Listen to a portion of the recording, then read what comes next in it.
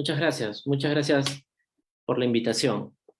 Vamos a abordar, como ya se dijo brevemente, algunas cuestiones relevantes sobre la prisión preventiva. Vamos a abordar un poco la estructura, sus requisitos, así como también, en virtud de la pertinencia de la invitación, eh, un poco vamos a hablar sobre la estructura de un requerimiento, o que debe contener un requerimiento de prisión preventiva. Bueno, va a servir también la exposición tanto para la estructura como también en su oportunidad para los que no son fiscales o no aspiran a la carrera fiscal, generar argumentos para rebatir en su momento un requerimiento como este, ¿no? Como primer punto, como primer punto, vamos a tener en cuenta los aspectos generales de la prisión preventiva establecidos, de las medidas delimitativas de derechos en general, ¿no? Establecidos en el artículo 7 del título preliminar del Código Procesal Penal.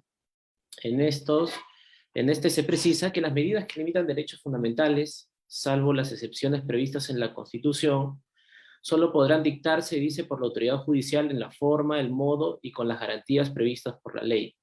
En este caso, la prisión preventiva es un requerimiento que es de competencia de revisión de del juez de investigación preparatoria competente con respecto al caso y a la territorialidad en la que se desarrolla el evento delictivo y se inicia la investigación penal. Además, este artículo en su segundo párrafo nos precisa: se impondrán mediante resolución motivada, a instancia de la parte procesal legitimada, la orden judicial. Dice, la orden judicial debe sustentarse en suficientes elementos de convicción, que posteriormente vamos a ver que es el primer requisito de la prisión preventiva, y dice también en atención a la naturaleza y finalidad de la medida, y el derecho fundamental objeto de limitación, así como respetar el principio de proporcionalidad. De la misma forma, en el artículo 253, que nos habla sobre los principios y las finalidades de las medidas de coerción, en el primer artículo vamos a poder observar que nos precisa que los derechos fundamentales reconocidos por la Constitución y los tratados relativos a derechos humanos ratificados por el Perú, dice, solo podrán ser restringidos en el marco del proceso penal si la ley lo permite y con las garantías previstas en ella. En el segundo inciso nos dice, la restricción de un derecho fundamental requiere expresa autorización legal. Esto es importante porque en la experiencia personal, revisando nuevamente esta norma, recordando un caso en el cual participé en Huaura, en la corte de Huaura, se pretendió establecer una prórroga de la prisión preventiva, cuando esta no estaba prevista en la norma, ¿no? Luego salieron las casaciones pertinentes, como la de la casación del 147-2016, que era el caso de Gregorio Santos Guerrero, en la que se estableció que la prórroga o adecuación del plazo de prisión preventiva no existía, ¿no? ¿Por qué? Porque únicamente se pueden restringir derechos fundamentales y más aún la libertad solo cuando está estipulado esto en el Código Procesal Penal. Después surgieron las modificaciones normativas para la adecuación del plazo, pero estos en prolongación de prisión preventiva, ¿no? Este artículo además se dice que se impondrá con respecto al principio de proporcionalidad y siempre que en la medida y exigencia necesaria existan suficientes elementos de convicción, nuevamente resaltando el requisito, digamos, más importante de la prisión preventiva, que es la suficiencia en los elementos de convicción. Y también quiero resaltar aquí el respeto al principio de proporcionalidad, porque se dice que la casación 626-2013 Moquegua habría incluido o habría creado recién estas exigencias para dictar un mandato de prisión preventiva, así como también para sustentarlo, lo cual en realidad no es que se haya inventado algo que no existía, sino que lo que hace esta casación es resaltar o informar al órgano judicial y al órgano persecutor que existe este requisito que también se debe de cumplir previo al requerimiento y a la eventual orden o mandato de prisión. En el inciso 3 también tenemos la restricción de un derecho fundamental, dice solo tendrá lugar cuando fuera indispensable en la medida y por el tiempo estrictamente necesario, para prevenir, según los casos, los riesgos de fuga, el ocultamiento de bienes o de insolvencia sobrevenida, así como para impedir la obstaculización de la averiguación de la verdad y evitar el peligro de reiteración delictiva, que son las finalidades, ¿no? Las finalidades y a su vez requisitos también de la prisión preventiva y de otras medidas de coerción procesal personal, ¿no? Vamos a abordar ahora directamente los presupuestos de la prisión preventiva. Como bien sabemos, los presupuestos, la prisión preventiva es una medida, en reiteradas oportunidades hemos podido escuchar que es una medida de carácter excepcional. Más allá que en la práctica esto básicamente no se cumple, ¿no? Luego vamos a hablar un poco sobre este asunto de la excepcionalidad. En el artículo 268 del Código Procesal Penal se establecen los requisitos esenciales de la prisión preventiva, los presupuestos, ¿no? El primero de ellos, que existan fundados y graves elementos de convicción para estimar razonable la comisión de un delito que vincula al imputado como autor o partícipe del mismo, dice, ¿no? Esto en virtud al recabo de los primeros recaudos o al recabo en general durante la investigación, puede ser preliminar o preparatoria, de los elementos de convicción que efectivamente verifiquen en cierto grado de sospecha o probabilidad la vinculación del autor, la participación de él en el evento delictivo, ya sea como autor o partícipe, sea también a título de dolo o culpa, acción u omisión, dependerá del caso en concreto y del evento delictivo que se desarrolle, ¿no? Después, como segundo presupuesto o requisito, es la prognosis de la pena, lo que se conoce como la prognosis de la pena, pero que en el Código Procesal Penal se establece literalmente que la sanción a imponerse sea superior a 4 años de pena privativa de la libertad, ¿no? Luego vamos a hablar qué implica la palabra prognosis y qué es lo que se debe analizar en ese presupuesto. Como tercer requisito o presupuesto tenemos el peligro procesal, ¿no? Dice que el imputado, en razón a sus antecedentes y otras circunstancias del caso en particular, permita colegir razonablemente que tratará de eludir la acción de la justicia, sea peligro de fuga u obstaculización de la averiguación de la verdad, que se denomina peligro de obstaculización. Luego, en el artículo 269 y 270 se especifica, ¿no? ¿Qué son los presupuestos que se debe tener en cuenta en el 269 para el peligro de fuga? Y en ese sentido, se precisa que el juez tendrá en cuenta el arraigo en el país del imputado. Esto es determinado por el domicilio, residencia habitual, asiento de la familia y de sus negocios o trabajos y las facilidades para abandonar definitivamente el país o permanecer oculto. La gravedad de la pena que se espera como resultado del procedimiento, la magnitud del daño causado y la ausencia de una actitud voluntaria del imputado para repararlo, el comportamiento del imputado durante el procedimiento o en otro procedimiento anterior en la medida que indique su voluntad de someterse a la persecución penal, y finalmente la pertinencia del imputado a una organización criminal o su reintegración a las mismas. Estos 5 aspectos no son, posteriormente, jurisprudencialmente se ha establecido que no son los únicos presupuestos o requisitos a tener en cuenta para poder verificar la existencia de un peligro de fuga. Es un numerus apertus, que pueden existir más allá de estos otras consideraciones específicas que se puedan tomar en cuenta para verificar en los casos concretos la existencia de este peligro. Posteriormente, también en el artículo 270 se describe el peligro de obstaculización y dice, para calificar el peligro de obstaculización se tendrá en cuenta el riesgo razonable de que el imputado, dice, 1, destruirá, modificará, ocultará, suprimirá o falsificará elementos de prueba. Influirá para que coimputados, testigos o peritos informen falsamente o se comporten de manera desleal o reticente. Todo ello en perjuicio de la investigación. Finalmente, como una cláusula más general, inducirá a otros a realizar tales comportamientos. Bueno, esto quiere decir específicamente que el peligro de obstaculización no únicamente puede ser directo, no únicamente lo tiene que realizar el investigado, sino también puede ser a través de terceras personas, y es en ello que deberá entrar a tallar el Ministerio Público en verificar si es que concurre este presupuesto o este aspecto del presupuesto de peligro procesal, que es el peligro de obstaculización. Tendrá que demostrar objetivamente eh, cómo es que se podría desarrollar o se ha desarrollado este aspecto en el plano concreto. No basta con especular con respecto al peligro procesal. Ya la jurisprudencia de la Corte Suprema también nos ha establecido, y que lo vamos a tocar más adelante, no basta con especular desde un plano subjetivo la concurrencia de este peligro o de estos dos aspectos del peligro, sino que deben ser objetivos y concretos, ¿correcto? Entonces, aquí tenemos, por ejemplo, una jurisprudencia, un recurso de nulidad 429-2019 Lima, en el que nos precisa que el encausado tiene arraigo domiciliario, familiar y laboral, lo cual acreditó con documentos que resulten irrefutables y descartan el peligro procesal sostenido por la fiscal, quien basa su argumentación en que el encausado se encuentra procesado como parte integrante de una organización criminal, argumento inválido e insuficiente para acreditar el peligro procesal sostenido.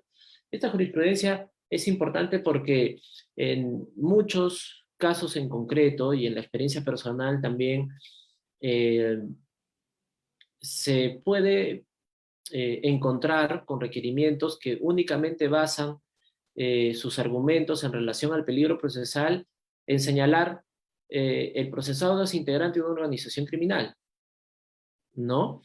La organización criminal de por sí informa dentro de la estructura del Código Procesal Penal y de las modificaciones normativas que se han dado hasta la fecha, informa sobre una situación de peligro muy grave, ¿no? Que justifica no solo la imposición de una eventual medida coercitiva como la prisión preventiva, sino también perjuicios o justificaciones para prolongar el plazo de una investigación hasta por 36 meses y prorrogables por 36 meses más, o una investigación preliminar que pueda durar tal plazo, ¿no? Así como también eventualmente el plazo de imposición de la prisión preventiva inicialmente hasta por 36 meses y prorrogable por 18 meses más en este tipo de casos en los que el desarrollo del evento delictivo se dé como parte de la ejecución de una organización criminal, ¿no?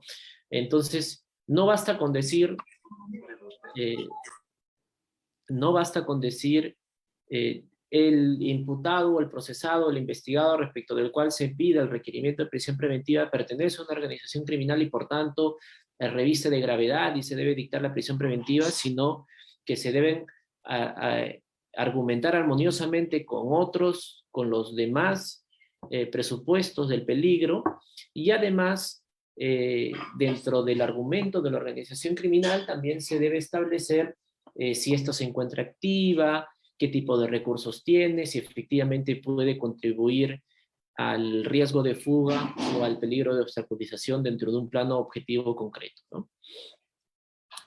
¿Qué más tenemos?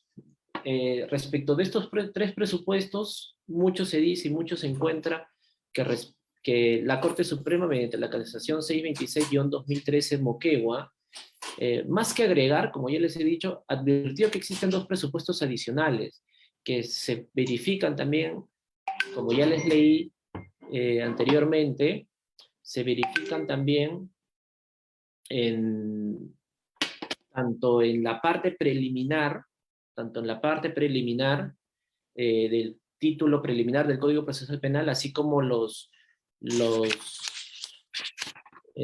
requisitos básicos o los preceptos generales o principios y finalidades de las medidas de coerción, ¿no? ¿Cuáles son estos dos presupuestos adicionales que siempre han estado presentes en nuestra norma, pero que a raíz de esta sentencia se advierte que también se deben justificar y se deben verificar en el plano concreto para dictar una prisión preventiva?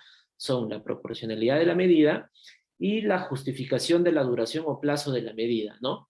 En cuanto al primero, se dice que el juez debe valorar, así como los fiscales deben motivar sus requerimientos, realizando el test de proporcionalidad, debe justificar por qué es idónea, necesaria y proporcional la medida de prisión preventiva que se requiere, ¿no? Y con respecto al segundo presupuesto, en relación al plazo de la medida, el fiscal también debe justificar, no solo precisar, yo pido el plazo por determinado tiempo, ¿no? Por determinados meses, ¿no? No solo porque la norma dice hasta 18 meses, pido 18 meses y por tanto con eso justifico el plazo que pretendo con el requerimiento, sino se debe justificar el por qué. El por qué. ¿Por qué del plazo? ¿Por qué 18? Justificar si es una investigación compleja. ¿Por qué 36 si es un caso de organización criminal? ¿Por qué 9 si es un caso simple? Se debe justificar el por qué se pide. ¿Por qué 18 y no 9? ¿Por qué 18 y no 13? ¿Por qué 18 y no 14? Estas son las cuestiones que se deben abordar en un requerimiento de prisión preventiva a efectos de que la defensa de la parte sometida a proceso y respecto de la cual se pide el requerimiento, se requiere la prisión preventiva, pueda oportunamente responder frente al debate y eventualmente también el juez pueda verificar los argumentos y tomar la decisión más proporcional y adecuada al caso, ¿no? Vamos a hablar ahora como tercer punto, vamos a hablar sobre el grado de probabilidad y sospecha para requerir y dictar la prisión preventiva. Ya hemos tocado de manera general los presupuestos de la prisión preventiva. Entonces, un primer asunto que es absolutamente importante a tener en cuenta para emitir o justificar un requerimiento y también para imponer la prisión preventiva eventualmente, es verificar el grado de probabilidad o sospecha que se requiere. Entonces, como vemos en las diapositivas, hemos pasado de un alto grado de probabilidad, que era lo que inicialmente se señaló que se requería para requerir y dictar una prisión preventiva, al grado de sospecha fuerte que actualmente se requiere para requerir y dictar esta medida coercitiva. Vamos a hablar un poco ahora de la evolución, de cómo hemos llegado del alto grado de probabilidad a la sospecha fuerte. El alto grado de probabilidad es un concepto establecido en la casación 626-2013 Moquegua. La casación 626-2013 Moquegua es una casación en su momento absolutamente importante, no solo por este aspecto del alto grado de probabilidad, sino porque fue, si no bien el primer pronunciamiento, pero fue el pronunciamiento más importante que se dio en esa época con respecto al desarrollo de la prisión preventiva, no solo en relación a sus requisitos, sino a también la estructura incluso de lo que debería ser o cómo se debe desarrollar la audiencia de prisión preventiva, ¿no? Habíamos empezado en el 2004 con un nuevo Código Procesal Penal en el cual nos generaba ciertas dudas con respecto a diversos procedimientos en relación a la tutela de derecho, a diversos tipos de mecanismos internos del proceso penal, y en ese sentido la casación 626-2013 aclaró muchas dudas en relación a la prisión preventiva. Enfocándonos en el alto grado de probabilidad, dice, ¿no? Fue el primer pronunciamiento jurisprudencial vinculante que se refirió al nivel de conocimiento que se debería tener sobre los hechos. Así pues, señalaba que para la adopción de la prisión preventiva no se requiere certeza sobre la imputación, certeza en sentido a la certeza que se alcanza para imponer una sanción penal, ¿no? Una sentencia condenatoria, sino dice solo que existe un alto grado de probabilidad de la ocurrencia de los hechos, mayor al que se obtendría al formalizar la investigación preparatoria. Ya le pone un estándar, si bien no tiene una explicación a profundidad de qué implica un mayor grado que al formalizar la investigación preparatoria, si bien es cierto, no lo explica, pero ya le pone un estándar, ya nos dice que este estándar debe ser superior. Cuando hablamos de alto grado de probabilidad para imponer la prisión preventiva, estamos hablando de un grado de probabilidad superior al simple hecho de formalizar una investigación preparatoria. Luego de ello, 4 años después, en la sentencia plenaria 1/2017, que si mal no recuerdo, hablaba sobre cuestiones relacionadas al delito de lavado de activos, se habló sobre la sospecha grave. Dice, a partir de su emisión, el grado de sospecha requerido para la imposición de la prisión preventiva era el de sospecha grave. Recibió la denominación de sospecha grave en razón al primer presupuesto material de la prisión preventiva señalado en el inciso A del artículo 268 del Código Procesal Penal. La sospecha grave era definida por la Corte Suprema como el grado más intenso de la sospecha, en donde debe existir un elevado índice de certidumbre y verosimilitud acerca de la responsabilidad penal del encausado, traducido en una exigencia probatoria mayor a la prevista en los niveles inferiores de sospecha, pero menor al estándar de prueba que requiere una condena, ¿no? Siempre la prisión el grado que se requiere de sospecha para prisión preventiva siempre tiene que ser un alto grado, casi límite, casi al alcance de la certeza que se requiere para emitir una condena. Luego de ello tenemos un pronunciamiento final, que es el tercer pronunciamiento en relación a este tema, que nos dice ahora que la sospecha que se requiere ya no es la sospecha grave, sino la sospecha fuerte. El Acuerdo Plenario 1/2019 de prisión preventiva nos señala que lo siguiente: aquí se desarrolla, dice el concepto de sospecha fuerte, como el estándar que requiere de un juicio de atribución del delito al imputado. Consiste en el examen de los medios de prueba existentes hasta el momento, y de cuyo análisis corresponda concluir desde una inferencia razonable que el imputado es fundadamente sospechoso, entendido como la existencia de un alto grado de probabilidad de que él luego vaya a ser condenado, ¿no? Se espera que el grado sea tan alto que es altamente probable que el investigado o el procesado finalmente va a ser condenado. Se deja de lado aquí el denominado alto grado de probabilidad y en su lugar se adopta la probabilidad preponderante como rasgo exclusivo del grado de sospecha fuerte. Incluso fundamenta esta preponderancia cuando se refiere a la sospecha fuerte como aquel nivel de sospecha inmediatamente superior al de la sospecha suficiente.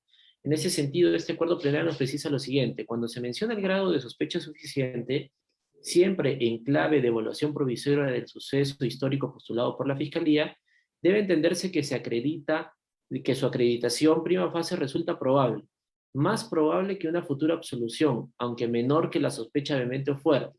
Esto es lo que se denomina probabilidad preponderante, no alto grado de probabilidad.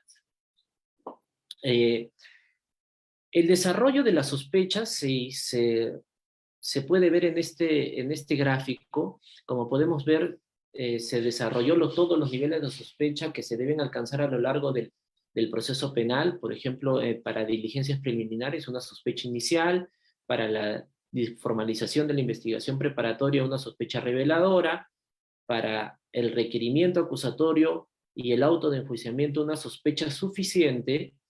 Luego viene la sospecha grave, que es para adoptar y dictar la prisión preventiva; y finalmente la certeza para emitir una sentencia condenatoria, ¿no? Entonces, el grado de sospecha que se requiere para prisión preventiva es superior incluso al que se requiere para emitir el requerimiento acusatorio. Esto podría generar, digamos, ciertas preguntas relevantes que en sí quizás no tienen mucho que ver con la prisión preventiva, o en parte también, pero que valen la pena hacerse y se dejarán para su posterior respuesta, ¿no? Por ejemplo, si la sospecha grave que sustenta un requerimiento de prisión preventiva es superior a la sospecha suficiente que justifica la emisión de un requerimiento acusatorio, ¿por qué el Ministerio Público, teniendo un grado de sospecha superior al de la acusación, no emitiría un requerimiento de acusación directa o no decidiría recurrir o enjuiciar un proceso inmediato, ¿no? Muchas veces, creo que en la generalidad de casos, o incluso casos relevantes, advertimos de que la prisión preventiva se presenta juntamente con la formalización de la investigación preparatoria, ¿no? Pero si ya a esa altura, iniciando la investigación preparatoria, habiéndose emitido el dictamen, a su vez se presenta un requerimiento de prisión preventiva, si se hace eso, ¿Eso qué quiere decir? Que el Ministerio Público tiene un grado de certeza incluso superior al requerimiento acusatorio, conforme a esta imagen, ¿no es cierto? Entonces, por qué razón el Ministerio Público en estos casos, en vez de emitir un requerimiento de disposición de formalización de la investigación preparatoria, no acusa directamente, ¿no? Porque la idea o la estructura de los poderes del Estado es que sean más dinámicos los procesos, más rápidos, más céleres, que sean productivos, ¿no? Si ya se tiene una sospecha grave, casi al tope de la certeza, ¿por qué razón el Ministerio Público no procede de esta forma, ¿no? Esto es, digamos, una pregunta genérica que obviamente puede tener respuestas no solo en perjuicio de, sino a favor de, y tendrá su explicación, ¿no? Ahora, otras cuestiones que pueden tener un interrogante es si la parte investigada logra cesar su prisión preventiva. Si lo hace durante la investigación preparatoria y lo que implica tener un grado de sospecha menor a la grave, ¿el Ministerio Público podría emitir un requerimiento acusatorio si ya se ha logrado derribar ese grado de sospecha? Si sucede esto, el cesar la prisión preventiva durante la etapa intermedia del juicio, ¿el Ministerio Público deberá retirar su requerimiento acusatorio? Si se toma una decisión de cesar la prisión preventiva por el decaimiento del primer presupuesto y por tanto de la sospecha grave, el Ministerio Público se quedaría sin un caso sólido que pueda arribar a lograr la certeza para una eventual condena. Finalmente, si del grado de sospecha suficiente se puede lograr alcanzar la certeza en juicio, en casos en los que no se requiere ni se dicta prisión preventiva, ¿cómo sería posible alcanzar la certeza? ¿No?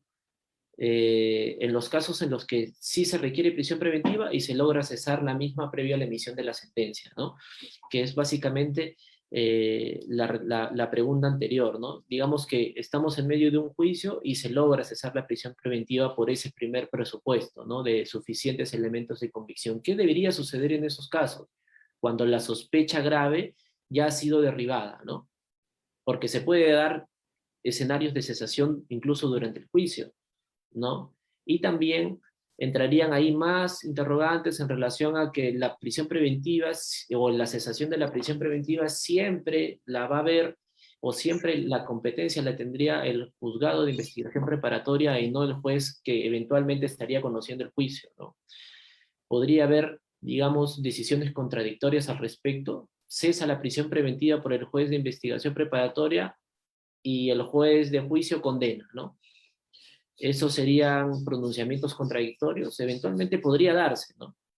Podría darse. Aquí vamos a hablar sobre la casación 323-2019/Lima.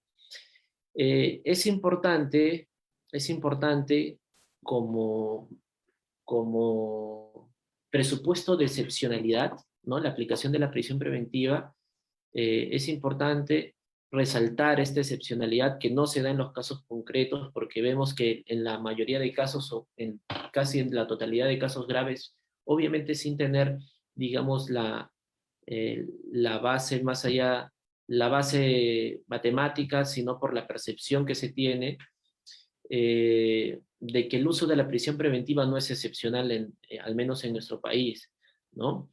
En ese sentido, esta casación nos habla un poco sobre el uso arbitrario de la prisión preventiva. Dice, el uso arbitrario de la prisión preventiva degrada irreparablemente la dignidad humana. Dice, la prisión preventiva es la medida a la que frecuentemente se recurre para neutralizar cualquier atisbo de peligro procesal.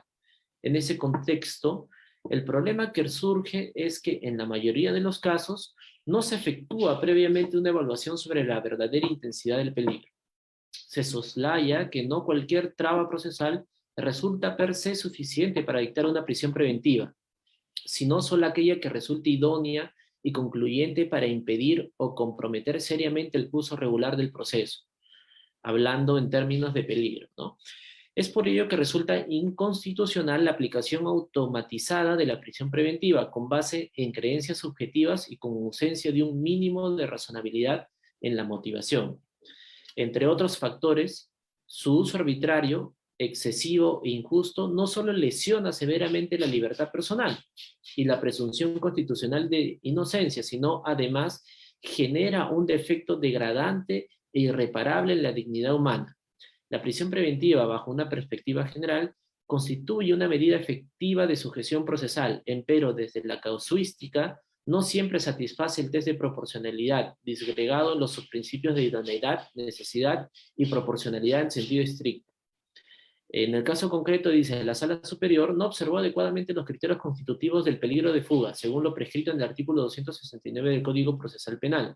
Asimismo, incorporó inferencias que en ciertos casos admitían un curso causal paralelo. Desde la óptica de logicidad, es cuestionable que no se haya descartado otras hipótesis alternativas, como la comparecencia con restricciones, eventualmente el arresto domiciliario, la comparecencia simple, etcétera, que siendo igualmente racionales, podrían haber conllevado a una decisión distinta. La prisión preventiva, en ese sentido, y conforme en base a esas circunstancias, se torna injustificada, dice la Corte Suprema, ¿no?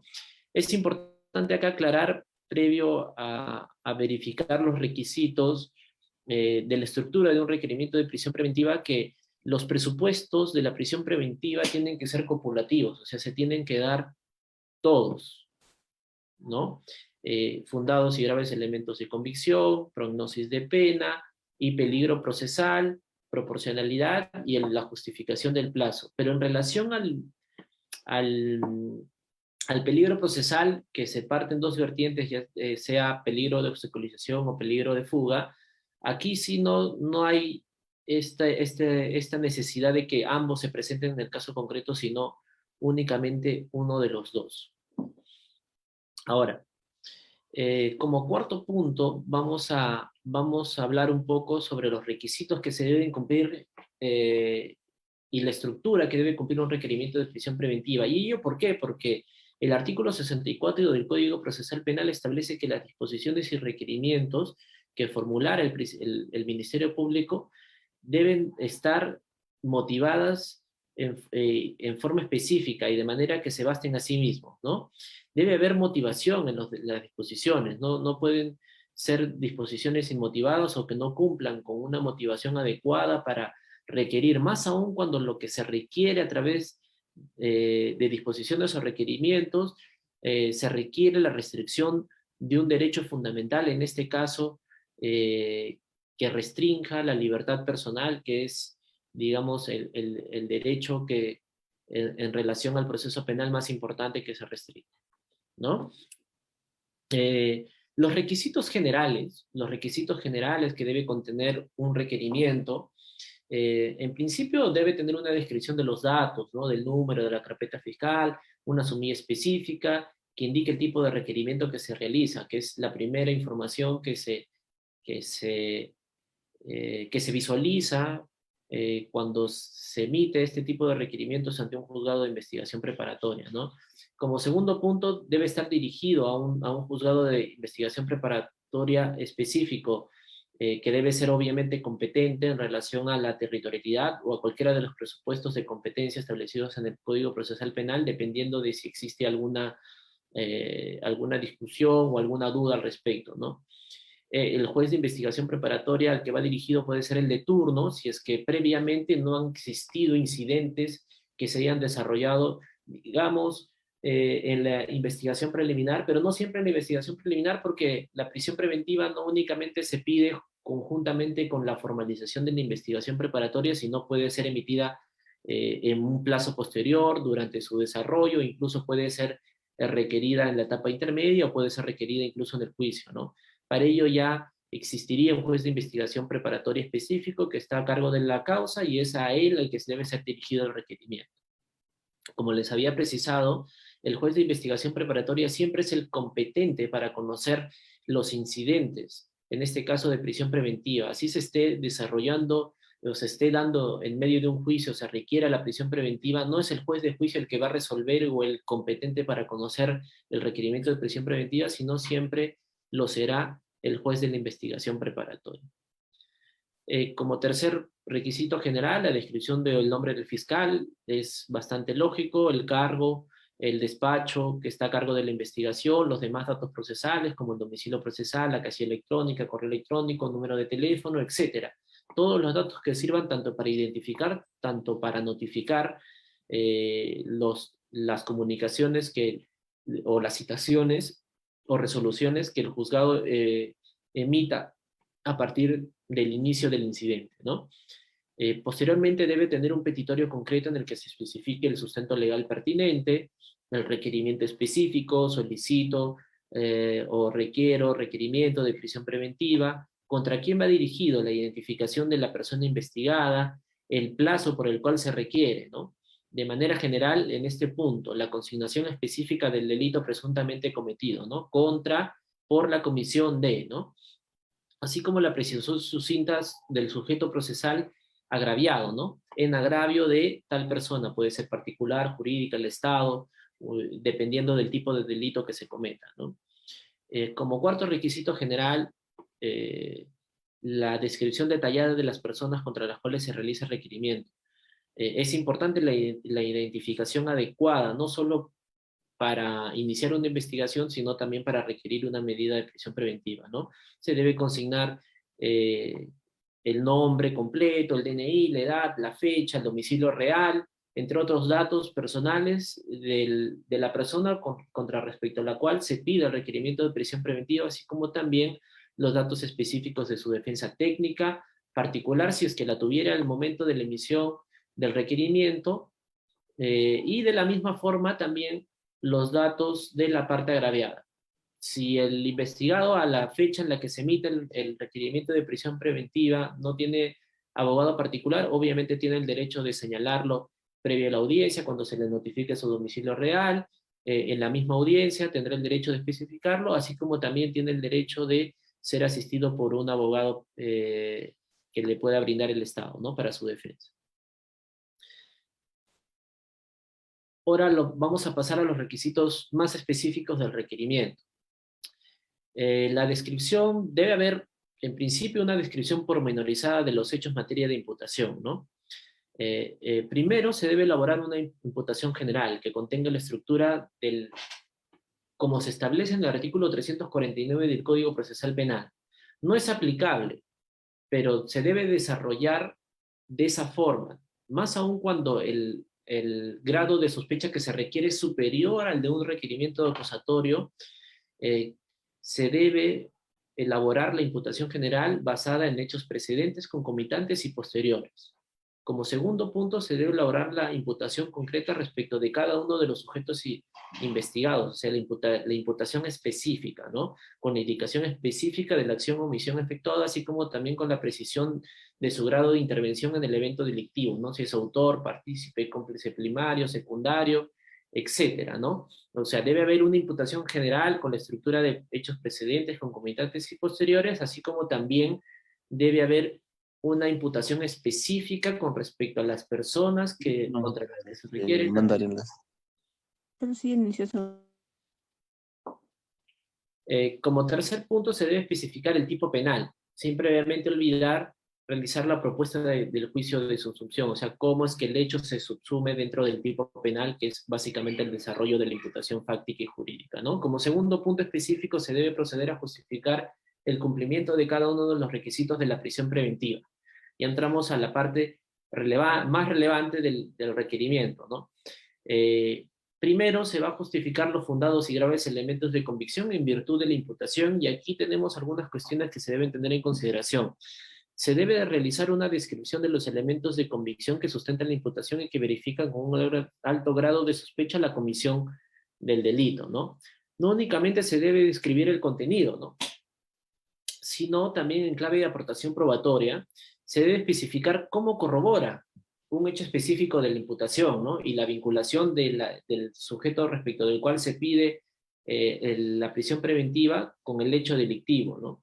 Que es básicamente lo que se requiere en relación a los fundados y graves elementos de convicción. Además, la descripción de los elementos de convicción debe contener no solo la descripción general de los mismos, sino además deben ser específicos. O sea, si son varios las personas contra las cuales se va requerir la prisión preventiva, debe haber una individualización por cada uno de ellos. No solo debe haber una parte general de los elementos de convicción recabados para pedir la prisión preventiva, sino también se debe hacer el ejercicio de especificación por cada uno de ellos, ¿no?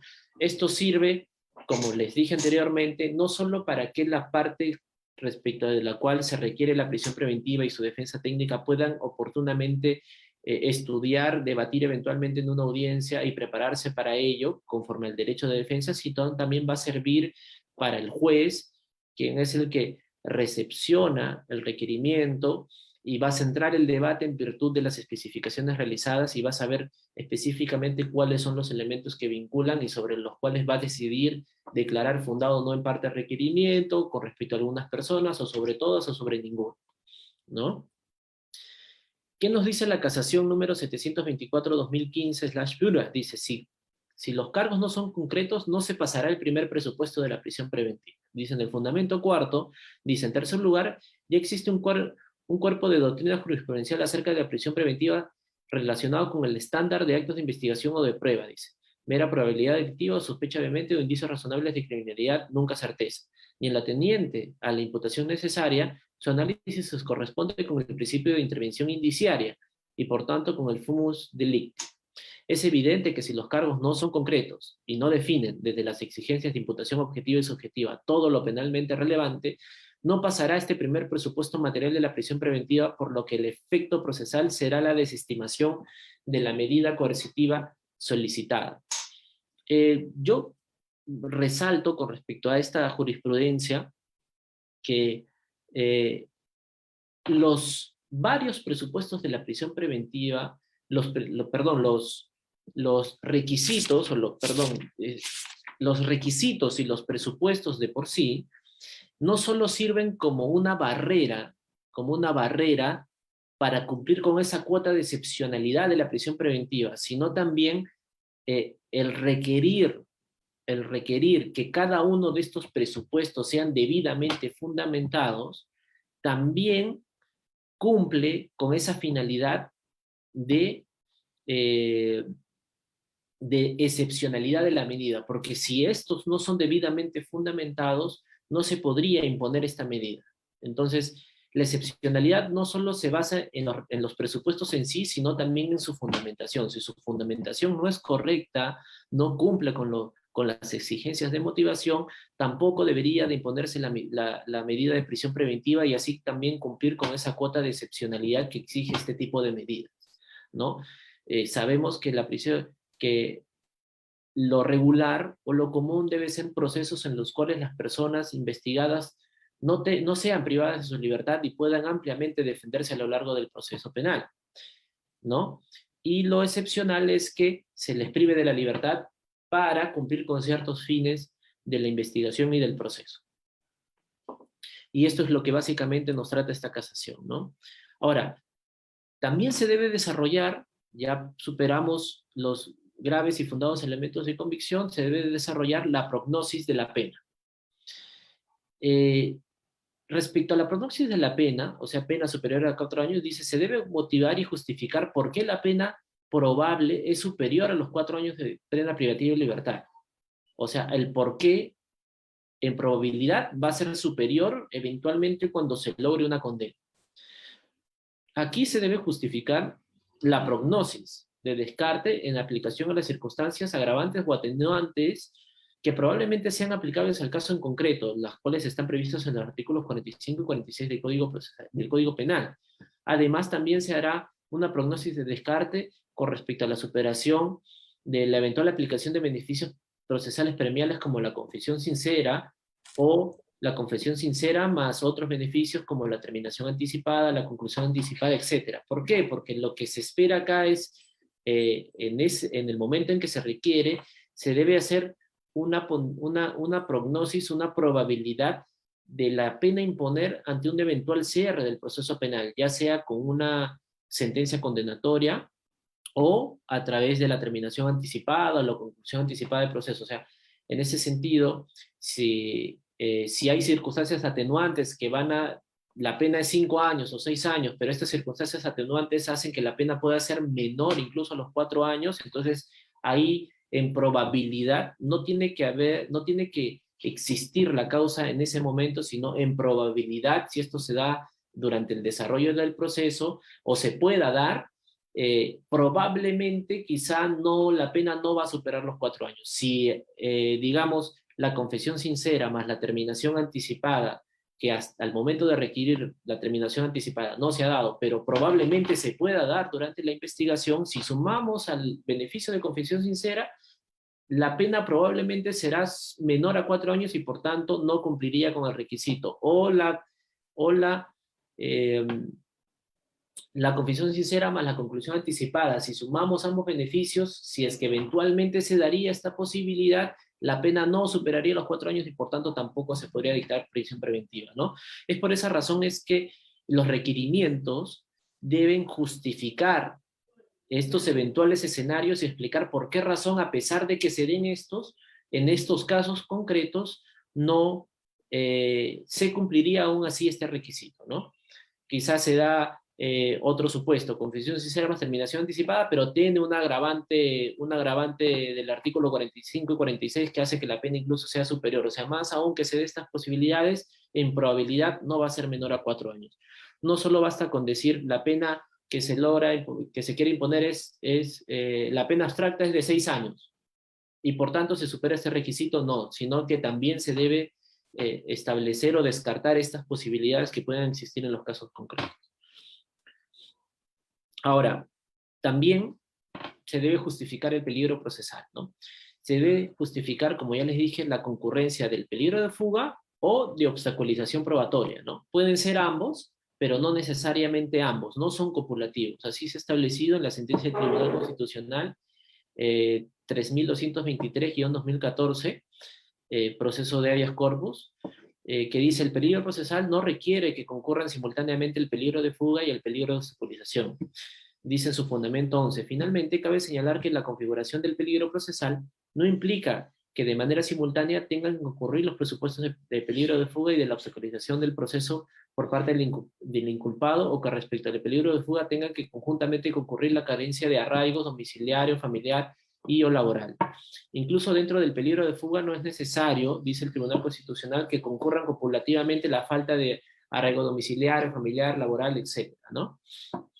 Y es que resulta suficiente que se manifieste alguno de los aludidos supuestos concurrentes con los presupuestos procesales de la pena probable y de los elementos probatorios que vinculan al procesado, para que el juzgador determine el peligro de sujeción del inculpado al proceso penal y pueda decretar la medida de detención provisional o prisión preventiva a través de una resolución motivada. Ahora, otra cuestión que se debe tomar en cuenta es que no basta con afirmar su existencia como probabilidad presuntiva, sino que debe verificarse en elementos objetivos que permitan verificar la existencia de cualquiera de estos dos tipos de peligro, ¿no? La casación 1445-2018 nacional dice, la Corte Suprema abordó un punto importante de la prisión preventiva, el peligro procesal. Ahí estableció que el juicio de peligrosismo debe ser afirmación de un riesgo concreto, por lo que no puede fundamentarse en la mera presencia de criterios abstractos o especulaciones, ¿no? No puede decir, y el diputado fugará, ¿no? Tiene pasaporte y por tanto podrá fugar, ¿no?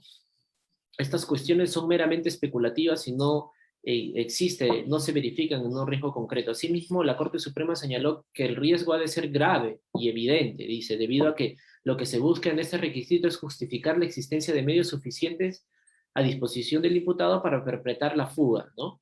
Por dicho motivo, el objeto de valoración no es la sospecha grave o fundada exigible para la determinación del fumus comissi delicti, ¿no? De todas maneras, la sospecha que se requiere para para verificar los tipos de peligro no son los mismos que la prisión que requiere los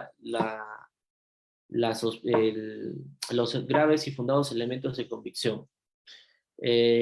La casación 1640-2019 nos dice, la Corte Suprema ha establecido que el peligro de fuga o entorpecimiento no responde a un criterio de que el imputado realice conductas activas. Así, se entiende como peligro efectivo las conductas activas directas o indirectas del imputado sobre los órganos y las fuentes de prueba que demuestren cómo el proceso será perjudicado con la conducta del imputado. La Corte Suprema concluye que se busca evitar que el imputado aparte, por cualquier vía, medio de investigación o de prueba decisivo para el resultado del proceso, que efectúen actos de destrucción probatoria en sentido amplio, ¿no? Acá entra a tallar el hecho de que las conductas de obstaculización pueden ser directas, las puede ocasionar el mismo investigado o puede ser a través de terceros, pero no basta con decir puede ser, puede darse, sino que se tiene que identificar. Si es a través de terceros, se tendría que identificar quiénes son los posibles terceros, en estos casos, digamos, de organización criminal o de comisión de delito con participación delictiva de dos o más imputados, ¿no? El Acuerdo Plenario 1/2019 nos precisa que respecto al peligro de obstaculización deberá tomarse en cuenta que sea razonable colegir en razón a los antecedentes del imputado y otras circunstancias en caso particular que tratará de obstaculizar la averiguación de la verdad. Sobre este punto precisó que debe corroborarse que la libertad del imputado sea aprovechada por el imputado para obstruir la investigación y especialmente el eventual enjuiciamiento del caso, actuando de modo fraudulento sobre las pruebas del delito que puedan obtenerse, ¿no?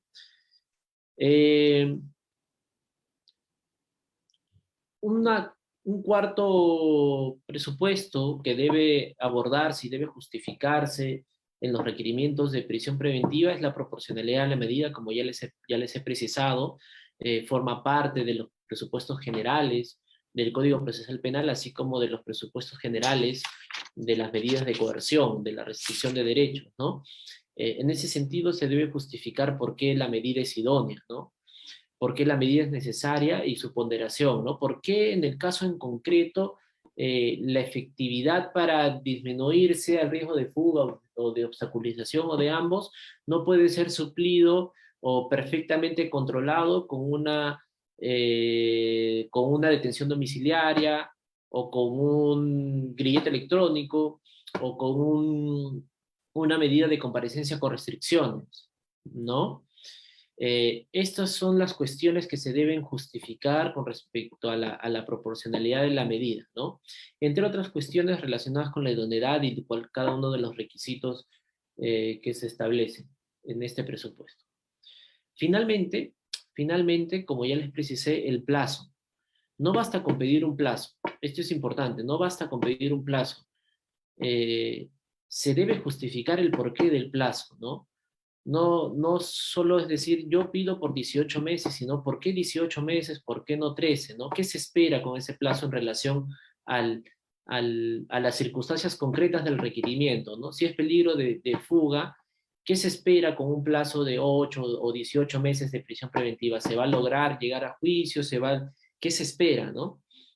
Si es obstaculización, ¿qué es lo que se permite? Disminuir con respecto al peligro de obstaculización, ¿no?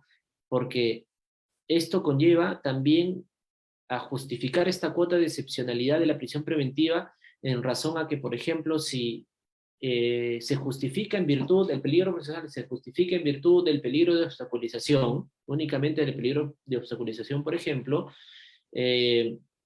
digamos, es en relación al recabo de determinadas pruebas, ¿no? Entonces el fiscal dice, o el requerimiento fiscal dice, yo necesito que se otorgue prisión preventiva porque hay grave riesgo, se prueba el grave riesgo de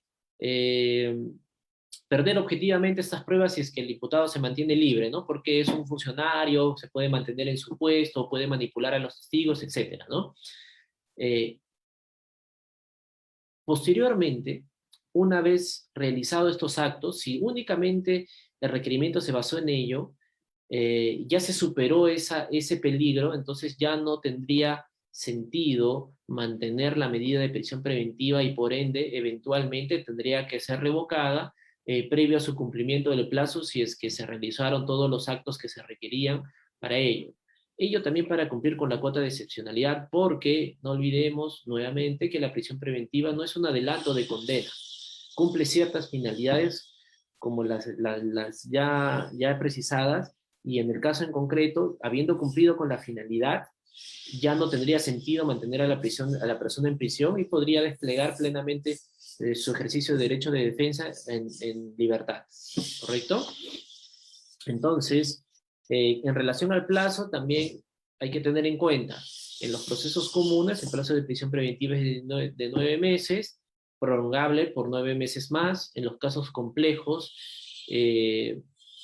18 meses, prorrogables por 18 meses más, y en los casos de crimen organizado pueden ser hasta por 36 meses, prorrogables por 12 meses más. Una persona puede estar sometida a, a prisión preventiva hasta por un plazo máximo de 48 meses, ¿no?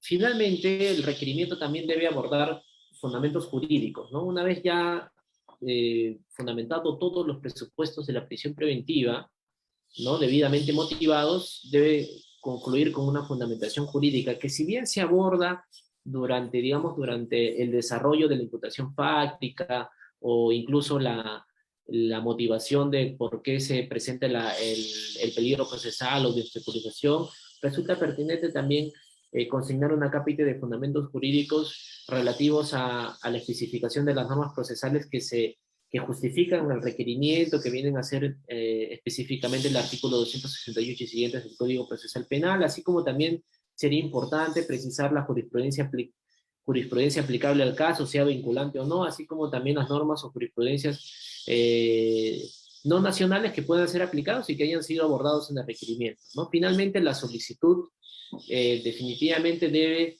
establecer una pretensión concreta respecto de la cual se va a realizar el engranaje de la audiencia y el debate, ¿no? Y finalmente se deben remitir copias certificadas de requerimiento y los elementos de convicción, tanto para el juzgado como para las partes respecto de las cuales se pide el requerimiento, ¿no? La audiencia de prisión preventiva, ya para concluir, la audiencia de prisión preventiva se estructura según la casación 626-2013 Moquegua, se estructura, sigue el mismo ritmo de lo establecido en los requisitos del artículo 268 del Código Procesal Penal, ¿no? Primero se debate, se pone en debate la suficiencia de los elementos de convicción, el fiscal expone brevemente la imputación y los elementos de convicción que justifican el requerimiento. Luego se genera un debate con respecto a la posición del abogado de la parte investigada, del por qué razón para él no se presentan los presupuestos. Luego se sigue con el debate de la pena probable, la prognosis, ¿no? De la misma forma, siempre es primero el fiscal, fundamentando su presupuesto, que es la parte que solicita, y luego el abogado de la defensa, rebatiendo la misma. Después se entra al tercer nivel de debate, que se trata sobre el peligro procesal, sea si concurren los dos o alguno de los dos. De la misma forma, el fiscal expone los motivos que justifican, y la parte también debate, pone un contraargumento en relación a por qué no se presentarían en el caso en concreto, dependiendo de la estrategia de la defensa, ¿no? Luego se habla sobre el siguiente nivel, que viene a ser la proporcionalidad de la venida. De igual forma se realiza el debate, y finalmente el plazo. En algunas ocasiones he estado en audiencias en las que el plazo se debate con posterioridad a la decisión del juez de estimar la prisión preventiva, ¿no? Porque entiendo que tienen la lógica de que si lo desestima ya no tendría sentido debatir sobre el plazo, ¿no? Si desestima el requerimiento. Y ya finalmente, si ya se tomó la decisión y se debate el plazo, finalmente se emite la decisión con respecto al plazo, o en algunas ocasiones, dependiendo de cada juez, no hay una estructura legal que deben seguir todos los jueces con relación a la forma en que se debe desarrollar la audiencia de prisión preventiva. Es una cuestión más por costumbre, y que ciertamente delimitado por esta jurisprudencia, esta casación 626-2013, se emite la decisión final, en la cual contiene todos los requisitos, y posteriormente se puede apelar la decisión, dependiendo indistintamente de si es fundado o infundado, ¿no? Si es infundado, lo apelará el Ministerio Público; si es fundado, lo apelará la parte investigada. Cada uno tiene la decisión libre de hacerlo o no, no es obligatorio. y finalmente subirá a la sala de apelación. La sala penal de apelaciones es la competente para revisar las resoluciones de prisión preventiva. De igual forma, de nuevo, se arma el debate y finalmente se toma una decisión final, ¿no? La decisión final también puede ser sujeto de recurso de casación. Por esas razones que tenemos innumerables casaciones que han versado sobre este punto. Siempre el presupuesto para llegar a la Corte Suprema en relación a la prisión preventiva es el, el presupuesto de desarrollo de la doctrina jurisprudencial, ¿no? Buscar aspectos específicos por los cuales resulta necesario, indispensable que la Corte Suprema dé una solución a un caso concreto, pero que a la vez genérico, que pueda mejorar el sistema procesal, ¿no?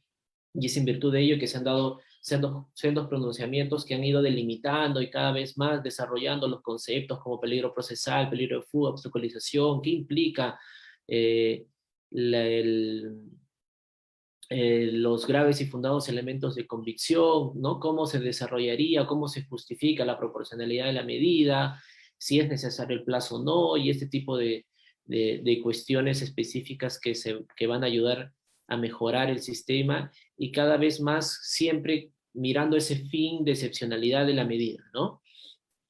Es importante también establecer o precisar, yo también desde la experiencia personal como abogado litigante particular, de que los requerimientos o los debates en relación a la prisión preventiva siempre deben estar delimitados por el escrito que se presenta, ¿no? El debate está circunscrito a lo que está específicamente en el escrito de requerimiento. No pueden surgir cuestiones sorpresivas, no pueden surgir, por ejemplo, nuevos hechos, ¿no? Que no han sido parte del requerimiento, nuevos hechos de imputación o algunos elementos que no han sido parte del requerimiento y que sorpresivamente se puedan eh, manifestar en la audiencia. Eso no está permitido porque eso restringe el derecho de defensa, ¿no? Restringiría el derecho de defensa de la parte investigada en este caso porque la idea es que ambas partes en igualdad de armas puedan prepararse oportunamente con respecto al requerimiento, ¿no? Entonces el juez lo que hace es delimitar el debate en base a lo que está en el escrito, ¿no? De igual forma, cuando se interpone una apelación, ya sea para la prisión preventiva o también para la apelación de sentencia o apelación de algún incidente, siempre existe esta frase en latín, o este principio, el tantum appellatum quantum devolutum, o sea, que únicamente el juez no solo enmarca el debate en virtud de lo que presentas en el escrito de apelación, sino que además está sujeto a pronunciarse únicamente con respecto a los puntos abordados en el escrito. Lo que sí se puede hacer es que en audiencia tú puedes profundizar un poco más lo desarrollado en el escrito con respecto a los puntos específicos por los cuales tú apelas a una resolución, ¿no? Pero, pero no puedes traer nuevos puntos, no puedes establecer nuevos puntos porque sorpresivamente perjudicas a la parte que no es apelante, ¿no? Por ejemplo, si yo apelo una prisión preventiva por el punto A, B y C, ya al fiscal o a la Fiscalía Superior se le corre traslado de mi apelación y ya sabe, se prepara para rebatir A, B y C argumento. Pero si yo en la audiencia toco C, D, E, F argumento, y el fiscal no va a tener la oportunidad de prepararse, ¿no? Entonces, en virtud de eso y en virtud de ese principio, esos argumentos no son válidos para el pronunciamiento ni para la toma de decisión. Únicamente surtirán efectos para la toma de decisión los primeros argumentos A, B y C, ¿no? Para no vulnerar tampoco el derecho. Lo que sí he visto también en jurisprudencia en relación a la prisión preventiva es que sí durante la fase de apelación se abre un espacio oportuno y previo a la audiencia, entiendo, a la cual le permita correr traslado a cualquiera de las dos partes, el presentar nuevos elementos de convicción, ya sea para justificar o ratificar el escenario de prisión preventiva, o sea, para, para justificar el por qué no se debe imponer o por qué se debe ratificar la decisión de no imposición de una prisión preventiva, pero esto siempre velando que pueda ambas partes tener conocimiento, estudio y prepararse previo a la audiencia para poder rebatir las mismas oportunamente en la audiencia y con ello pues cumplir con el fin, ¿no? Eso es básicamente mi intervención. Yo creo que me he pasado un poco con relación al tiempo, pero les agradezco bastante la atención, agradezco bastante la invitación también. Muchas gracias, muchas gracias.